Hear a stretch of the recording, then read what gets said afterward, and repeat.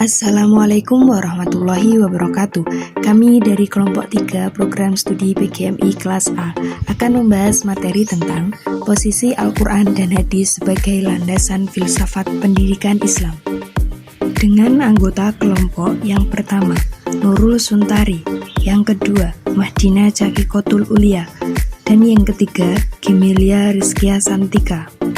Sedikit pembahasan materi tentang posisi Al-Quran dan Hadis sebagai landasan filsafat pendidikan Islam.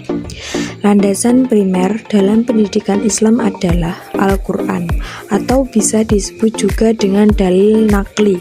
Landasan sekunder dalam pendidikan Islam adalah dalil akli, atau pokok-pokok pemikiran yang rasional dalam dinamika kehidupan.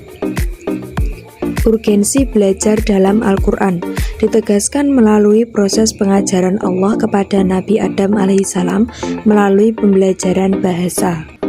Problematika pendidikan Islam. Problematika ontologi pendidikan Islam secara mikro, telaah ilmu pendidikan Islam menyangkut seluruh komponen yang termasuk dalam pendidikan Islam. Sedangkan secara makro, objek formal ilmu pendidikan Islam ialah upaya normatif atau sesuai dengan ajaran dan nilai-nilai yang terkandung dalam fenomena kauliyah dan kauniyah. 2. Objek kajian pendidikan Islam senantiasa bersumber dari landasan normatif Islam, yaitu Al-Quran atau kauliyah, melalui pengalaman batin Nabi Muhammad SAW yang kemudian kita kenal dengan wahyu, kemudian disampaikan kepada seluruh umat dan alam semesta, atau kauniyah.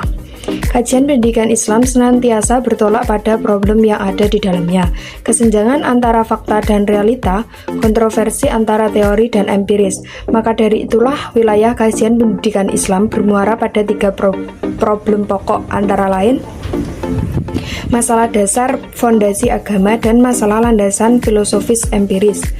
Yang kedua masalah struktural, dan yang ketiga masalah operasional. Solusi alternatif dari problematika ontologi pendidikan Islam.